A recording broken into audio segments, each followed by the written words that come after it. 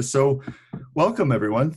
Welcome to our third Insights Exchange during COVID-19, and great to have everyone on the phone or on Zoom. I'm John Kay. For those of you who don't know me, I am the CEO of Realize Strategies, and we've got an hour for what I hope is a very lively discussion about the challenges and opportunities and tips and tools to support frontline leaders. And fortunate to have three panelists with us this morning. We really appreciate, and hopefully Michelle will be here soon, really appreciate our panelists taking time this morning to share their thoughts and experiences. So what I'm going to do is just a couple of housekeeping things before I turn it over to the panelists. I'm going to give a moment for everyone to introduce themselves, or the panelists that is. And then I'll be asking some questions of our panelists as we go through. If you have questions, please put them in the chat function. And I'm hoping that we'll have a bit of time at the end to take some of those questions and put them to our panelists. And if we aren't able to cover all of them by the time we finish, then we'll take those and see if we can get panelists to provide us some quick feedback, and then we'll share that back. We're also going to record this session this morning. So if you have colleagues or friends who wanted to join or would be interested, we'll have the video link for you so you can share that with them as well. So I'd like to turn it over to our panelists. So what I'm going to ask is that each of our panelists share their name, a little bit of brief background in their organizations, the size of their frontline work team, and the kind of work that they do. And I'll also ask as an icebreaker for each of our panelists to answer one question, which is briefly share something funny or heartfelt that's happened in your frontline work in your organization. So who wants to kick it off from our panel? Or I can volunteer one of you. Tim, you're smiling, so I'm going to go with you. All right, I'll jump right in then. So my name's Tim Veresh, and I'm the Executive Director of PLEA Community Services, which is located in the Lower Mainland. And we provide support services to children, youth, and adults with significant behavioral and mental health concerns. We have about 230 employees and about 300 caregivers in our team mix, and so they're all out there performing work every single day. And we were deemed essential in healthcare early April, and we were deemed essential in social services a little later on. So been interesting balancing. I meant to bring a photo home from work yesterday of what my heartfelt piece is, and one of my director's daughters drew me a nice little picture that had essential services with a hospital and a police station and a little PLEA with a big heart sign on it. And so that was my heartfelt moment from yesterday. Thanks very much, Tim. So moving right along on my screen, and Monique. Yeah, I'll just unmute myself. My name's Monique, my last name's Lynn, and I'm the HR manager at the SPUD family of companies. It's a little bit confusing. We have a few different entities, so I'll very briefly describe kind of what we do. If anyone wants more information, please feel free to reach out to me.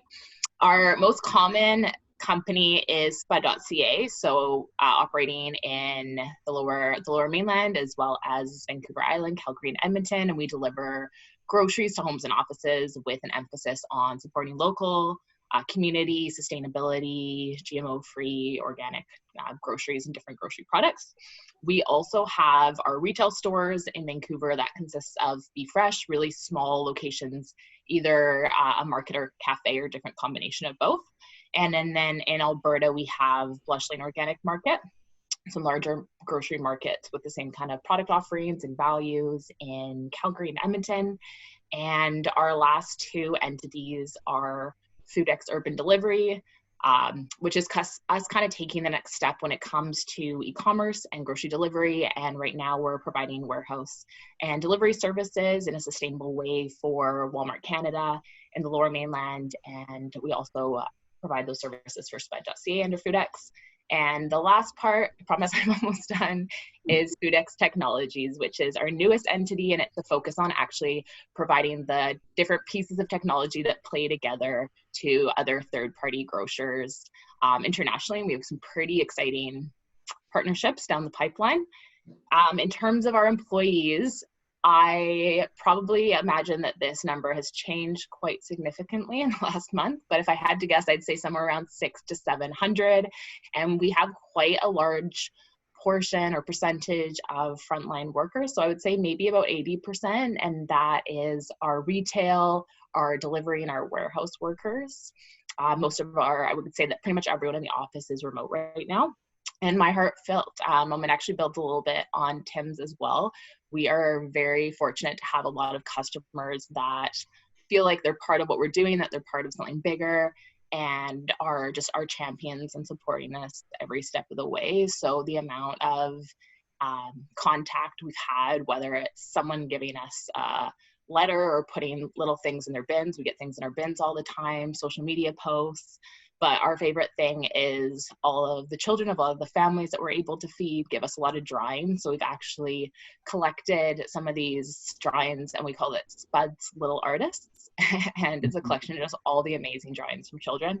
My favorite is there was a giant poster one day on someone's drawer that said Spud Man, and it was kind of like these superheroes. So that's a little bit about us. Thanks, Monique. And Landon. Hi everyone, I'm Landon Hoyt. I'm the director of the Binners Project. We're based in the downtown east side of Vancouver, and we're a grassroots group of waste pickers that seek to improve the economic opportunities of binners in our community, as well as destigmatize and legitimize the work that they do. So, you know, our member binners are very vulnerable people. You probably see binners in your back alleyways. You may even be friends with some of them or know them by name. And so when I say frontline workers, like it's kind of interesting to say, you know, we have binners, and you could consider them frontline workers in a lot of ways. And we have about 120 active members that are part of our group. And then we have team leads and coordinator binners who are on staff with us on payroll, and we have about 25 of those. And then we also have 6 full-time, 5 full-time and 1 part-time core staff, 2 of which are former binners as well. And then, but overall we're working, you know, as a whole to provide more economic opportunities for them. And so we run a social enterprise program that includes some large contracts with places like the convention center and the aquarium and things to do their back of house waste sorting. So we actually sort through their waste and properly divert all of their waste into the correct recycling streams. So it's not just collecting refundables and stuff, we're actually doing waste sorting and diverting waste. And then in the summers primarily, but throughout the year as well, we do public events. So you might see us at events and festivals like Car Free Day and Vancouver Mural Fest and things like that. So obviously a lot of that's on hold right now, which I'm sure we'll get into. But sort of my heartfelt little story. So kind of the core of our operations is a Tuesday meeting every week, and you know, we've had to significantly scale that back and you know, rethink how we operate those, but we're still doing them because that's really it's the core of our operations. It's when we get to see all of the binners face to face each week and check in with them, get feedback from them, and then we assign our income opportunities at that point as well. But I've just been really humbled and impressed how the binner how our members have graciously adjusted to this sort of new norm that we're seeing, and it's just really heartening to see their faces every week, and it's the boost that we need in this time. It's like kind of seeing our family. So just sort of a general sort of heartfelt feeling that I get on Tuesday nights going in to see them, because we don't get to see them the rest of the week, so like we normally do. So that's my little story. Great, thanks, Landon. And I think Michelle Reid has joined us, and if I understand, Michelle's having a bit of trouble with video, but is on the phone. So Michelle, are you there?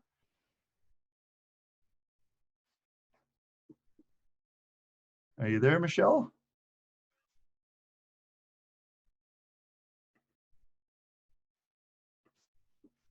Okay, well, I think Michelle's on the call, but maybe just having a bit of trouble with the audio. So maybe we'll just continue, and hopefully, Michelle, if you're there and your audio is working, you can jump in. First question then for our panel, what are you learning from your frontline staff about working during COVID-19? Oh, hang on, let me see if, there, Michelle? There we've got you, okay, muted. Sorry about that. Yeah, no worries, so sorry, y'all, of course. So I'm Michelle Reid. I'm from Mills Office Productivity. So we've been around since 1949. And for those of you that may not know us, we're a local business and office supplier, and also a B Corp certified company in serving BC. As far as our frontline workers go, we have 20 drivers and 15 warehouse staff that are working tirelessly during this time, whether it's delivering goods to our customers, packaging, and picking orders. I guess, if I was to look kind of at what my heartfelt moment was, just really confirming the relationships that our drivers really have with our customers and how important those relationships are and how much they appreciate it, and definitely all the notes of encouragement and people that generally miss kind of that service and kind of that contact. Thanks, John. Okay, great. Thanks very much, Michelle. We got the technology sorted out there. So I'll just go to our first question then for everyone, which is, so what are you learning from your frontline staff about working during COVID-19? Some of the challenges, the interesting things that you're learning from this unexpected shift in work. Who wants to jump in first?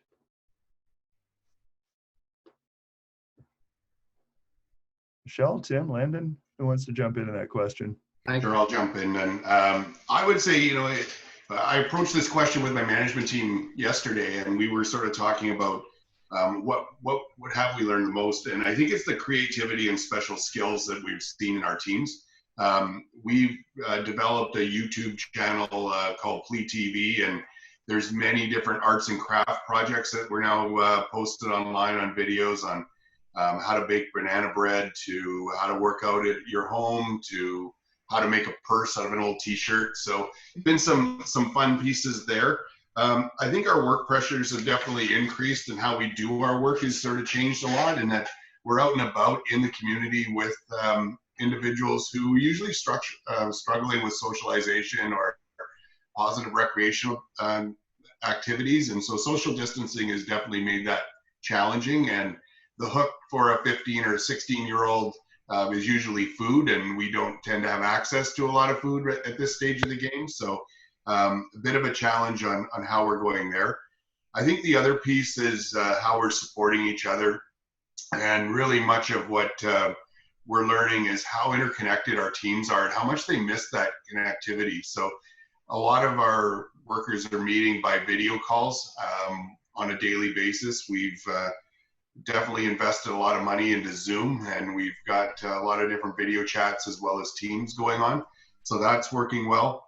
The use of personal protective equipment and how to keep ourselves safe and other individuals that we care for safe has been a big challenges. And I think one of the biggest pain points I think we've struggled with is managing some of our staff who are off on illness while maintaining essential services. And so real struggle with sort of juggling with how we do that. And I think, you know, at the very beginning of the pandemic, we had a lot of staff go off who were really nervous about whether they were ill or whether they weren't.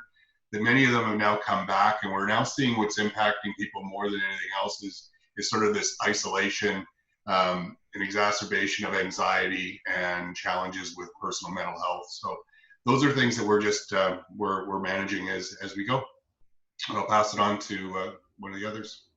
Okay, Michelle, how are your staff managing on the front line, and what are you learning about frontline work during COVID? Yeah, it's been really interesting. I think, you know, during this time, we've also decided to do a big warehouse move.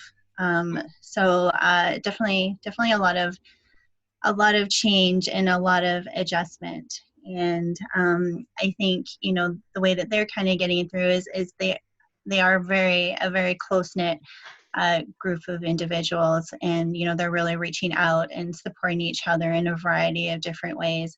And I think just noticing that those relationships that your employees have with one another are just so important during this time, whether it's a simple conversation or, just trying to support families that, one of our drivers actually got sick, right? And so just the outreach that we've seen kind of during that time has been really great. I think some of the adjustments that they've had to make, our drivers are definitely the ambassadors of our company. And I'm recognizing that. I've always recognized that, but I'm seeing that more and more. And so just seeing how they're kind of adjusting, not having kind of that customer contact and, going into this whole contactless delivery. And I think, someone else touched on this as well, just the whole, like one of the pain points really is the whole fear factor. They're out there still working on the front lines, still doing these important jobs that need to be done to service our customers, but they're scared, and also having to deal with the customer's fear as well, and being very mindful and respectful of that. So just having all those things and kind of taking them into consideration as we kind of work through this time. Thanks, Michelle. Landon, what are you learning at Binners? Yeah, we're adjusting in unique ways, I think, with the population that we work with. Given that many of our members live in SROs in the downtown east side, face other, large barriers to, employment, accessing health resources, whatever it might be. We're having to, I think the isolation piece is really hitting a lot of them extra hard. And in a lot of ways, our programming, our Tuesday meetings is, one of those only places where a lot of them get to interact with each other and see their friends and family and such. And so we're finding creative ways, I think, to check in with our members. We've set up a bit of a phone tree system. So we've hired, given that all of our usual work is offline right now, and so there's no income opportunities, we've managed to get some funding to hire some peers that are members to do phone trees. So we give them on Fridays, they're doing it today actually, a list of phone numbers of our members to call, and they just call to check in. We give them a bit of a script and something to record answers on, check in, how are they doing? Have they seen other members, friends, family? Do they need anything from us? Can we connect them to anything like that? So that's been helpful. And then kind of in the same way at our Tuesday meetings, which are normally, an hour long in person in a big group at 312 Main Street. We're doing them in the alleyways now, and they're more of like a lineup sort of approach with social distancing. So we've hired a peer to help enforce social distancing and teach our members why it's important. And then we're providing them updates and resources on a printed handout instead of verbally, so that's kind of expedited a bit. We're ensuring, proper PPE, of course, hand sanitizer before they sign our form, all that sort of stuff. And then I think some of our biggest pain points, though, are really as we kind of think about the future and, coming back online, what does that mean, and how can we make it gradual, and how do we be equitable in choosing who gets the first pick of income opportunities, and how we rotate through, because our usual system is like very fair and equitable, and the binners understand it, and it's very clear, and they know when they will or won't get a shift sort of thing. But given the situation and given sort of the limited number of shifts that we have as we'll gradually come back online, how do we manage that? I think that's going to be our biggest challenge in the next 2 to 3 weeks, because we're planning to come back online, I think, in 2 weeks slowly. So that's some of the ways we're adjusting. Okay, great. Thanks, Landon. Monique, did you want to jump in this question? I didn't have an answer prepared for this question, but I can go into my answer for the next question if you like. Yeah, so let's move into the next question. And Monique, you've got a large distributed workforce over several provinces. Could you tell us a little bit about what you're seeing, some of the problems that have arisen during COVID-19 with your frontline staff, problems you've had to solve, and how did those problems come about, and how are you able to solve them? Yeah, so as a business, we have had no shortage of challenges that we have faced. In general, as a company and as a team, we've shown over the last couple of years, though, how important it is to be resilient and come together. So in some ways, I feel like we were a little bit more prepared for kind of this pandemic than if we weren't used to dealing with having our ups and downs all the time as a company.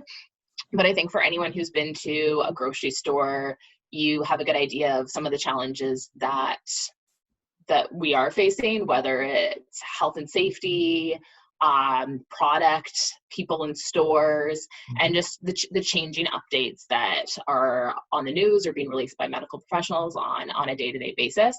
And then when you add in the delivery aspect, the warehouse aspect, the tech piece, we've had our ups and downs and a lot of hurdles in the road. We've kind of reached out to our larger community as well as our team, though it definitely hasn't been just kind of one or two people that have been part of finding solutions to our problems. So the first one would be vehicles. We've had an extreme, I guess, increase in customer traffic to our website, and unfortunately we have had very full vans and haven't been able to take a lot of orders for customers. So we're really working to increase those order caps every week, and have so far been successful in inching them forward. But with vehicles, we didn't have enough vehicles, and it's also difficult for us to anticipate exactly how much online grocery will see an increase in the future. I think that the consumer habits are moving in a direction where they are looking at kind of the time savings or whatever it is, time with your family, that online grocery is better.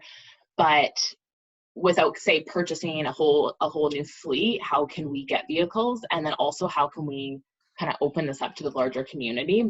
We've seen a lot of partners who have had to unfortunately shut down their businesses or lay off their staff.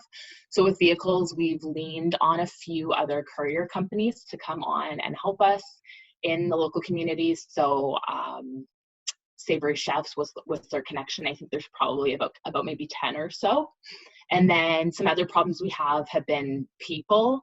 We, as well as I think every other panelist who's spoken about this, have had a lot of absences, whether that's related to childcare, any cold and flu symptom, travel, whatever it is. So we originally looked at this model where we reached out to some of the local restaurants in our cities and said, hey, can we take some of your employees temporarily? And it's such a win-win situation because they don't have to permanently lose them, and then when their business reopens, they can return. And the benefit for us is we get great workers that there's a reputation behind them, but also they know each other a little bit if they're coming over in pods, and it makes it training when there's already so much that our managers are facing. And then another challenge that we faced is just the product side. And again, with all the empty shelves, I think everyone's pretty familiar with that challenge. So we recently launched, I believe it was last week, something called a stay-at-home box. And a stay-at-home box is a box where you go on and it says kind of the item, so maybe it says beans, but you don't know exactly what the brand is. You don't know if they're black beans or navy beans or whatever it is. And the benefit of that is you're not going to have any shorts in terms of product shorts, which is a huge challenge that we are facing right now with vendors and them not being able to deliver as well. And it makes sure that we can feed more people at a larger scale, which is super important to us. All right, thanks, Monique. I want to turn now to the question of leadership, and my question is, what kind of leadership have you felt is required by your frontline workers, and also what have you found over the last number of weeks that has worked well, and what hasn't worked as well? So, Tim, I'd like to turn it over to you to start.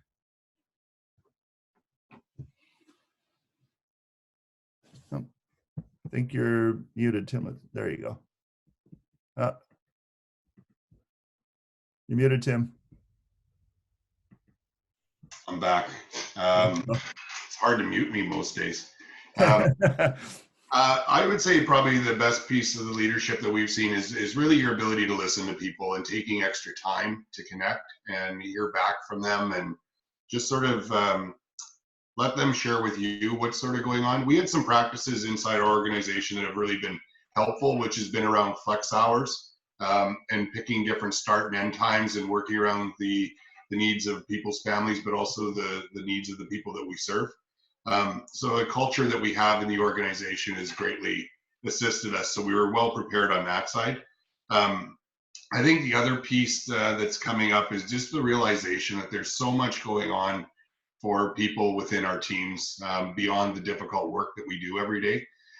It's as simple as, you know, the toilet paper crisis that's going on, and the panic that potentially people are facing with that. But you know, it's already been mentioned, you know, childcare, juggling schedules. We've been very fortunate. We haven't experienced a lot of layoffs, but, you know, some of our staff members, their spouses have been laid off and they don't know when they're going to come back to work. And for many, they, you know, rely on the supports of their extended family and the social distancing, and not having people in their support network in person is a big deal. And I was speaking with a staff member yesterday, and they shared with me that you know, their daughter had been in New Zealand and came back, and to isolate her at 16 years old in a room and not be able to sort of reach out. And on about day 10, her daughter said, "Can you just give me a hug?" And she goes, "I can't do it. We have 4 more days before I can give you a hug." And you know, so it's sort of those realities of what's going on inside people's homes. And I think it's just sort of being there for people and sort of like, what do you need? And what do you need is, you know, from us as a check-in. And you start to really realize that, you know, work is often much greater than just a job, and it is a career, but it's friendships and it's also support. And we're part of that structure, and we're being leaned on a bit more than maybe we were in the past, but we're all in it. And I think it's that whole piece. You know, we follow Dr. Bonnie Henry, listen to her about be kind and be friendly, and I think it's the little things. It's the hellos, it's the waves, it's a quick email saying, "Hey, just thinking about you." And you know, I send out a weekly note to all of my staff, which is just really a connection to them and letting them know that, you know, the work they're doing is really important, and keep at it. And we understand there's pressures, and we also understand we really need to be flexible to support the really important people that are on our teams, as well as the people that we care for. Thanks, Tim. Landon, how about you? What kind of leadership have your Binners team required during COVID? Yeah, this is sometimes challenging. One of the examples I was going to say is that when it comes to you know, utilizing proper PPE and making sure to follow protocol with masks and gloves and washing hands and all of that, you know, we're telling that to people that are always digging through dumpsters and things, and so they don't think about that, and they don't really, their first reaction, I think, is, you know, "Oh, well, you didn't give me PPE when we were sorting through waste," you know, stuff like that. And so it's kind of, it's like a whole new retraining of how to think about that and why it's important, and how the virus is different than you know, other germs that they could get, and whatever. So we're having to model best behavior when it comes to PPE and distancing, and you know, even like sharing factual information versus spreading rumors and misinformation and things, because that is spreading a lot in the Downton East side right now, and some of the rumors going around are actually like terrible, and I don't even want to repeat them, because it's just really disheartening when you hear what people are thinking is happening. So when we are, you know, at our Tuesday meetings, or when we're thinking about, you know, reopening some of our income opportunities, we have to make sure that they're prepared and trained on PPE and distancing and all of that, and ensuring that our team leads and our coordinators really understand it and why it's important, and that they actually help enforce it as well, and that it's not always the core staff that are having to be the one stepping in to do that. Another thing I'll just mention that has required some very strong direct leadership, I'd say, is really around staying on top of all the constant government benefits that are being announced, because a good portion of our binner staff are eligible for like the CERB and such, and so we're trying to help them understand what they need to apply, if they should apply, if it will affect their welfare and their income limits that they have, and because that gets really complicated. And so I've got like a dedicated staff person doing that and meeting with them on Monday and making sure that they fully understand and that they are empowered to either apply or not themselves. And so that's been interesting. And then lastly, working remotely, at least for our 6 sort of core staff, doesn't work for all of us. And it's not just that, we're at home and distracted and not feeling as productive or whatever, but we actually, like the 2 staff that we have that are former binners themselves, they don't have the same sort of accessibility and ability to switch into a routine like that, to turn on the computer every day. Like I'm having a side Slack conversation with one of our staff right now who's like really struggling with this, and it's really hard.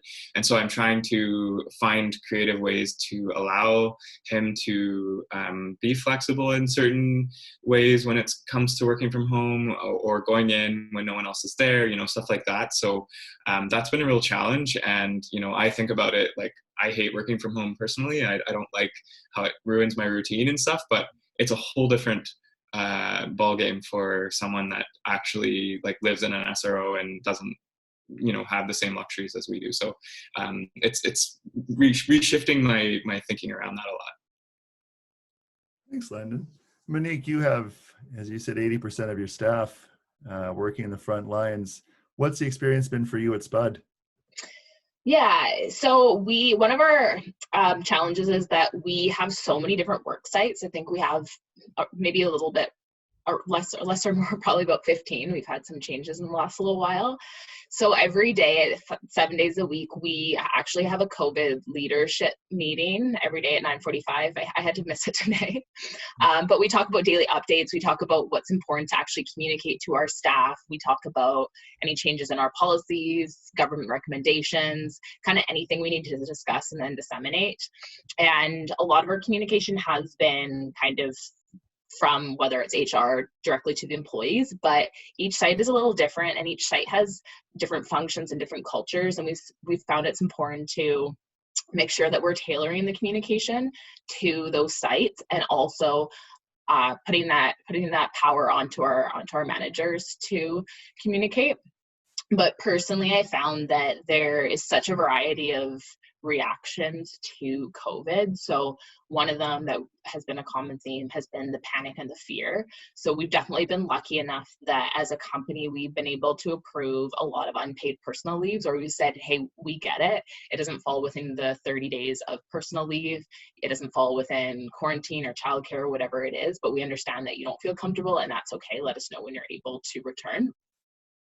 As well as there's been a lot of employees that have had a lot of anxiety and are reaching out. And I found that very steady and calm leadership is important. And in many of those situations, when you're calm as a leader and your frontline workers are looking at you to see how you're reacting, that a lot of the time you're able to keep them calm because they see that the leader that they're looking at and the confidence that they have in you is really critical because they see that you actually are planning things ahead. You're looking to protect them. You're thinking about their health and safety. You're thinking about their mental wellness, whatever it is. And then we also actually start out every single meeting. We remind our employees of the health and safety requirements. So wash your hands. I won't list them all, but we also just say, hey, thank you so much. And just your daily reminder that you're a hero and that you're providing this service and that you're feeding your community. So I think we're in maybe week 7 of this now, and it's maybe the message could start to get lost in the next couple of weeks. So we'll probably keep reevaluating how to keep that level of engagement. However, one of the things that we've also learned is, and I think it applies to probably the workforce of Michelle, Landon, and Tim as well, a lot of the frontline workers, such as healthcare workers, their organizations do actually have planning for pandemics, or they know that there's a certain level of risks, or they know how to deal with situations. Of course, no one had any idea that COVID would happen, but our employees, whether they're grocery or delivery or whatever it is, had no idea that they would need to step up and what it kind of takes personally to have that new level of responsibility and provide that service to their community. So an important reminder of that as well. Thanks, Monique. I think one of the things that I've noticed over the last 6 or 7 weeks in talking to a lot of leaders, participating in a lot of webinars, is the extent to which COVID-19 has been a massive learning experience for leaders themselves. I think we navigate things that we never really anticipated having to navigate. So one question I'd like to ask you, Michelle, is, as a leader, what is the most important thing that you've learned and experienced during COVID-19? Yeah, I think it kind of ties back to a lot of what everyone's talked about, and that's really having compassion and empathy. Those really are two very important, valuable skill sets that maybe not everyone in your team is necessarily equipped with thinking. We're so busy in the day-to-day and getting things done that sometimes we forget we have human beings that are under us. And so I think for us, it's taken probably some of us with those skill sets to kind of step up our leadership and kind of do things kind of for the first time that we haven't done before. For myself, I'm running a pandemic committee. Usually I'm doing sustainability initiatives and things like that. But now it's my opportunity to say, like, how are we actually taking care of our staff? How are we checking in?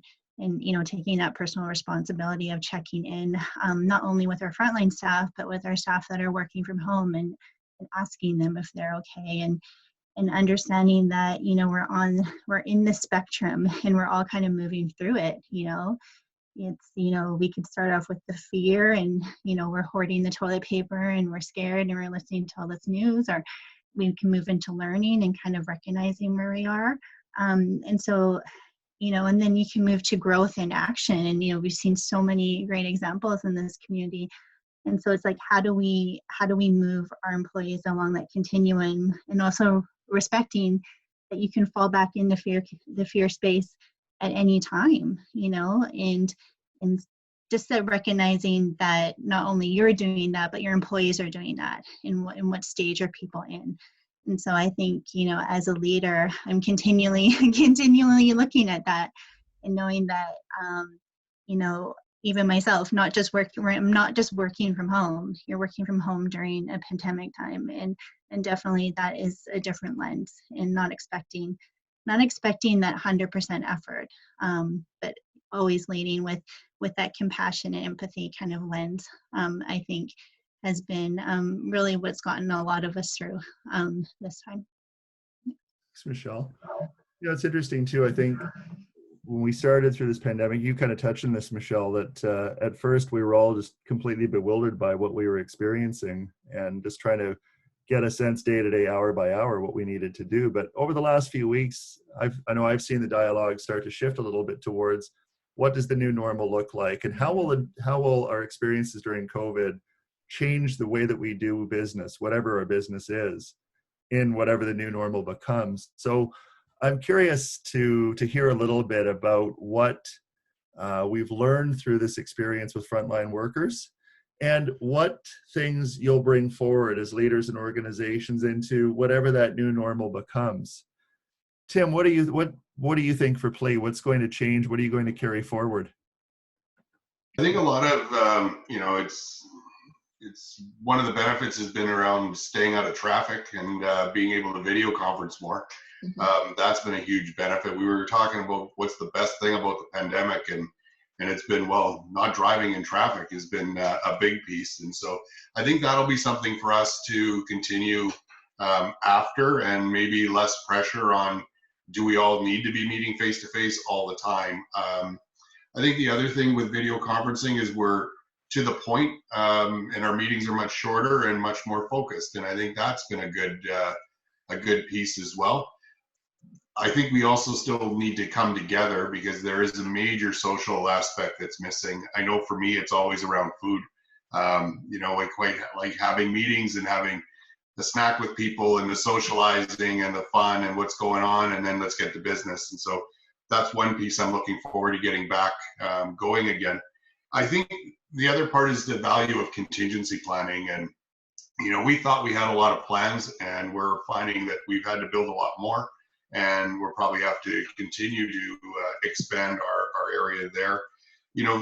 The planning into our work had started earlier around the flexibility. So we gave up purchasing computer towers sometime 3-4 years ago, but the movement into laptops has allowed all of our staff to almost seamlessly work from home, and cloud-based platforms, and having them to have access to everything, and the autonomy, our real push into meaning and autonomy and passion for the work that we do, and hiring people who can work independently and are trusted, and having sort of that as just your static baseline. There hasn't been a lot of, well, is so-and-so working or are they not working? And I think that's been our issue around having flexible hours as well, and how we're moving things forward. So yeah, I would sort of say just those pieces are probably the pieces that I think we've learned the most. I think the other reality is, like, just in the contingency side of things, is the stock that we have of PPE, and the whole component around how prepared are we. And we felt we were fairly prepared, but then all of a sudden we found that we ran out of PPE fairly quickly. And so even now, we've got a supply, but if everybody were to get sick, within 5 days, we'd be out. And so it's looking at these conditions of how long will we be able to move forward. And I don't want to sort of cast a cloud into this today, but how prepared are we in the event that there was an earthquake? And that's sort of where maybe my mind has gone to some extent, because I've sort of said, all I have right now is a virus that's going around that we're trying to avoid contracting. But if we didn't have internet, we didn't have power, we didn't have natural gas, we didn't have telephone, how would we be faring right now? And I think that's going to maybe really open us up to, we really need to think this through in a much greater way, and connect with some of the other emergency service organizations who are doing the planning for us, and engage in that more hands-on. I think that'll be post-pandemic for us. Tim. Michelle, you've got an interesting perspective on things, working both at Mills, but also working and engaging quite regularly with B Corps across BC. What are you learning, and what do you think this will change for Mills, and maybe also for some of the B Corps that you engage with? Yeah, for sure. We're definitely seeing a lot of businesses pivot and pivot fastly, and perhaps doing things that they may have never done during this time, whether it's moving to online platforms or thinking kind of about new processes. I think when I look back at Mills, especially, just one of the things that I kind of would like to move forward in the new time is just really a greater emphasis really on mental health. I think it's something that sometimes just gets pushed to the sidelines. And I think sometimes it takes something like a pandemic to exacerbate it and see really like what are the effects of it, and how are we making not only our business resilient, but how are we making our employees resilient? How are we providing them with those type of supports? And I think what I've seen, across the B Corp community, businesses that have really done that, they're actually doing well. Their employees are doing well. They have those practices. They have those things that are already in place. That I think is what kind of, sort of sets us apart in the B Corp community. So I think, as far as I look at our company, I definitely think there's some improvements that can be made there. And kind of looking forward, like what supports are we going to continue to offer employees, and how are we going to kind of make this more a priority in our organization? Thanks, Michelle. Yeah, this is fascinating, isn't it? We have in our panel 2 leaders of nonprofits, 2 leaders in B corporations. But for me, the thing that I'm learning through this conversation is that, well, we sometimes think there's a real difference between a business and a nonprofit. When it comes to frontline workers in particular, we're all experiencing the same thing and we're all hearing the same thing. So it's those themes about leadership, about thinking about how technology brings us together differently, and the kind of behaviors, the kind of compassion that we need to model to protect people who are working in the front lines doing vital work, whether it's supporting people in need or delivering groceries or office supplies or collecting garbage in the community. I think we're really learning through this experience how important frontline work is. And of course, we see it now in the media, the talk about how it really isn't people at the top of the pyramid, it's the frontline workers who sustain us in our communities every day. So interesting to see how these connections come together. We've got some time to open the floor for some questions for our panelists, if there are any. So just please jump in. Don't worry about using the raise your hand function. If you would like to jump in, just shout. We'll make sure everyone's unmuted, and please jump in. Who's got a question for the panel? It's a great opportunity. Hi there. My name's Marnie Goldenberg. I work for Family Services of Greater Vancouver and run a bunch of programs called Directions Youth Services that are supporting young people experiencing homelessness or who are precariously housed. And one of the challenges that we're currently facing is around safety for our staff getting to and from work. Many of our frontline staff do not drive. They can't afford cars, they don't have driver's licenses, and they've overwhelmingly have relied on TransLink. And of course, TransLink has contracted service. There's more reductions expected. And so their commute times have, 1, increased. 2, at times buses are crowded and feel really unsafe. And 3, at other times, things like SkyTrains could be quite under-occupied. And so that can feel unsafe too. If there's one other person and you're a young woman, let's say, on a SkyTrain at 12:30 at night, having finished your shift. I'm wondering if the panelists can speak about whether this has been an issue of concern for them and how they are addressing it.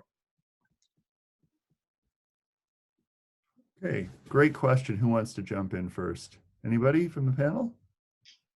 Well, I'll jump in, Mark. I'm Marty. I guess totally hear your concerns there. We've been providing some of our staff with PPE to access transit so that we're issuing them more masks and those sort of pieces. The other thing we've done is that we've taken our vehicles that we have available, and we're basically providing them to the staff that are needing them, including taking them home, which is normally not a practice that we've done. Obviously, there's a limited supply, but it's one of those things that we're just trying to do what we can. But I hear you. My thoughts are with you. Come up with any ideas, I'll follow up.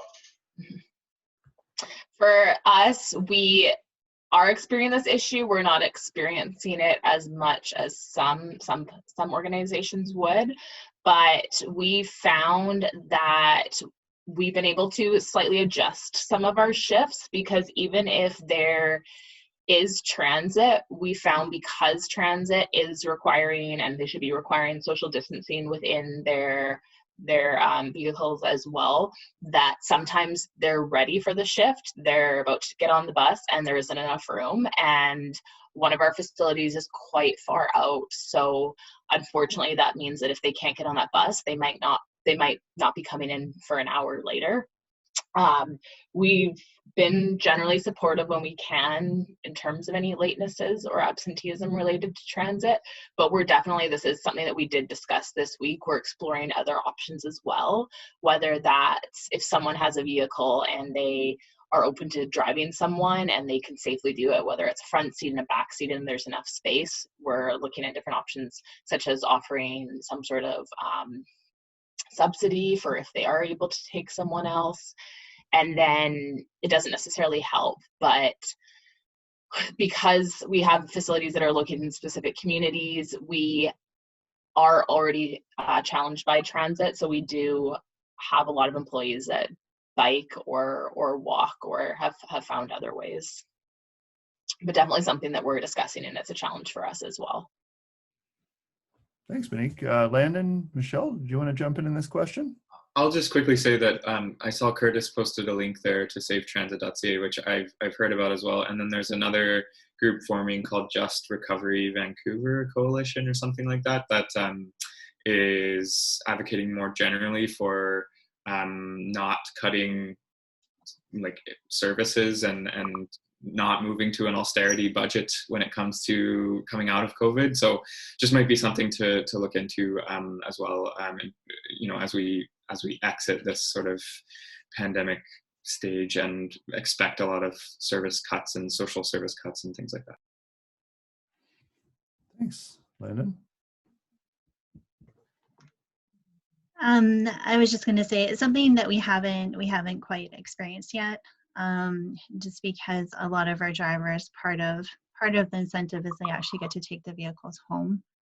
So they've been able to kind of still get to work and still do what they need to do. And, you know, despite where our new warehouse is located in Langley, definitely it's something that's only accessible by vehicle. So it's not something that we've had to necessarily experience with our workers yet, but definitely a concern for some of us as we kind of do kind of migrate back. Yeah. We have that same sort of situation as well, because we went also from East Van to now South Burnaby, where we are operating both locations. But if you have any questions, we went through a lot as well with that. Yeah, I'd love to connect. Great. Other questions from participants? All right, well, I have one. I'll just throw this out to all the panelists and that you guys jump in to decide who wants to answer.